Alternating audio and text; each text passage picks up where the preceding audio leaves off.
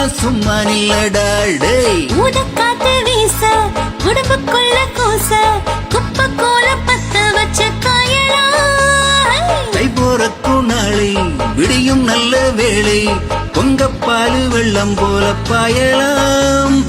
அச்சு வெள்ளம் பச்சரிசி வெட்டி வச்ச சங்கரம்பு அத்தனையும் தித்திக்கிற நாள்தான். காட்டுக்குள்ள மனசுக்குள்ள பாட்டுக்கென்றும் பஞ்சமில்ல பாடத்தான். தவளை தட்டு துள்ளிக்கிட்டு கவலை விட்டு கச்சை கட்டு ஆடத்தான்.